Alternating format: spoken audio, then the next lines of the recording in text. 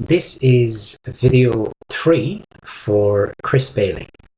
So I just want to talk a little bit about the rear wall. The rear wall in your property is different to the other walls in that the rear wall is constructed of hollow concrete blocks. So concrete blocks, they only became commonplace in around the 1950s. So this wall has been built since the 1950s. So basically, I would imagine what's happened in this instance is the original rear wall was built from stonework, but for whatever reasons the stonework deteriorated beyond the point of repair, and probably the wall was out of plumb or was bulging, and a decision was taken to replace the wall rather than try to repair it. And they replaced it with the common construction method at the time, the easiest construction method at the time, and probably the cheapest construction method at the time, which would have been the concrete blocks. So this wall is it's in good condition. It's plumb. It's not got any cracking, not any major cracking. It's got a cement render externally and internally. It's a thinner wall. You'll notice it's a thinner wall because it's only about 250 mil thick, or about 10 inches thick, and it's sound. Now, I will just if you look in here, let's say this is an internal view of the rear wall, you can just about see the pattern here of the coursing for the blocks. You can see it there through the render. And if you go higher up and look down, you'll probably see the cores of the hollow core wall. So this is just a stock photo of a typical concrete, let's say, hollow block wall. So this is what I mean by hollow block wall. It's that there are actually voids in the block itself. Okay, so there is not a full cavity. Like, it's not like a cavity wall where you have a full cavity that would be a cavity barrier that would stop moisture. So this method of construction, I suppose, it's a cheaper method of construction than providing, let's say, a proper cavity wall with an external leaf and an internal leaf and a full height cavity, much the same as I showed in the earlier videos. This is a cheaper way of doing it. It can be prone to more problems with moisture ingress.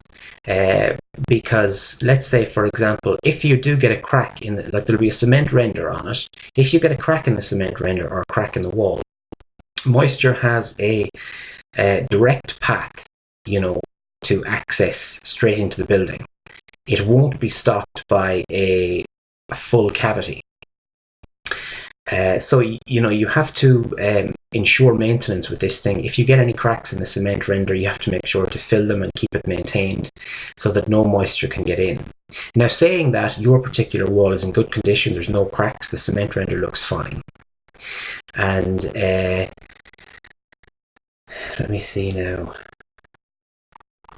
So that's that. And typically, the way things are done here is, oftentimes people will take a cheaper option. If they're building a garage, they might take a cheaper option and build a garage out of hollow block because they're not as concerned with moisture. It's cheaper. Whereas the house itself might be built using two leaves, an external leaf and an internal leaf. So it's a slightly cheaper method of construction, but it's working and it seems fine. If there are any areas where you have dampness, again, I would treat it in a similar way to how I would treat a stone wall. Because it's a solid wall with no cavity, I would treat it in a similar way by providing a French drain all the way around the perimeter of the building. And I would try and lower the floor level. So I would try and lower the ground level so that the external ground level is at least 150 millimeters lower than the internal ground level, as I discussed earlier. So it doesn't really throw up any major concerns. I just said I'd point out that there is a difference there, but it should be fine to keep it. Now, the other thing that they have done was, this is the chimney here in the internal wall. The internal wall is a bit thicker. I suppose the internal wall is a bit thicker because there's a chimney here, and I think there was a fireplace on the other side. So in order to build two voids into the wall, these walls are often, or in order to build two chimney stacks, the walls are often thicker to cater for two chimney stacks. There is a lot of moisture coming in, accessing at this point through the roof.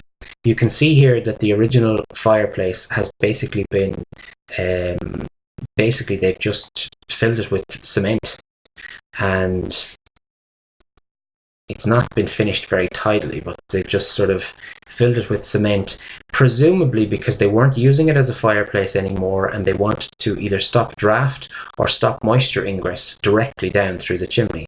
So they filled it up with concrete. But the real problem here is with the moisture coming through the roof. So you can see the dampness there on the floor and the dampness here.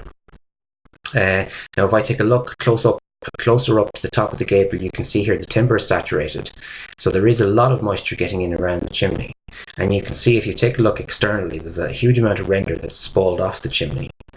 So there's a lot of rain going to be getting in there. A lot of driving rain will hit the wall and will come in there and will come down and cause damage. It may have even eroded some of the mortar from between the stones. If it has, that area will need to be repointed just to strengthen it up.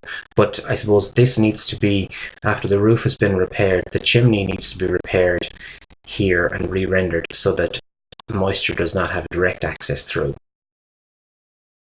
The other thing I wanted to point out is that the ground is particularly wet around here. You can see there's ponding water here. That's the stone that you've added in around the perimeter of the house. There's water here, and there's ponding water everywhere. So again, it just indicates the ground is impermeable. There's high clay content, and it's not free draining, and moisture will be... it will also be difficult and fairly expensive to put in a good treatment unit that will work, because you normally have a treatment unit and then a percolation area.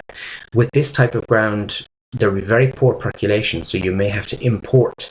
If you do it correctly, or if you do a good high-spec job, you know, it may be relatively expensive to construct an adequate filtration system. That's just something to bear in mind. Now, the other thing that I did notice is there's ponding here. The stone itself, this stone itself is holding water. Even adjacent to the building, it's holding water. When I was on site, there was kind of intermittent showers all day. And I did notice that a close-up of this photograph, I'll show it here, that's a close-up here. And you can see that there's ponding water there adjacent to the building.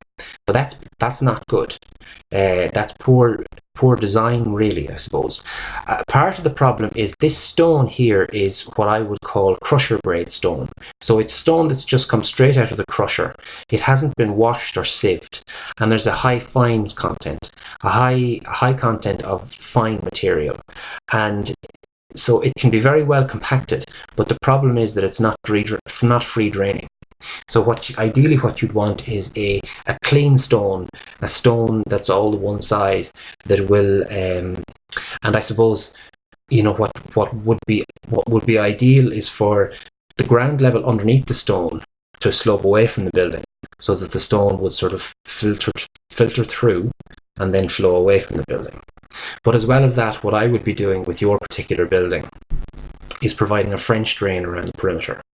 And that French drain around the perimeter will be, it's a land drain, and it'll basically be laid to falls, and it'll go to outfall somewhere over there on the west of the site, because there's a good fall away there. And that will be filled with pea gravel or similar, so that any water that falls down would get away quickly. Because if it's sitting there, that will basically just kind of very slowly seep in through cracks and create huge amounts of moisture inside. So the best way of dealing with moisture, I've said it before, is dealing with it from the outside, not dealing with it from the inside, trying to get rid of it before it actually reaches the building. Now, just quickly wanted to speak about the roof here. But this video is getting a little bit long now, so what I'll do is I'm going to end this video here, and I'll continue with video 4 next.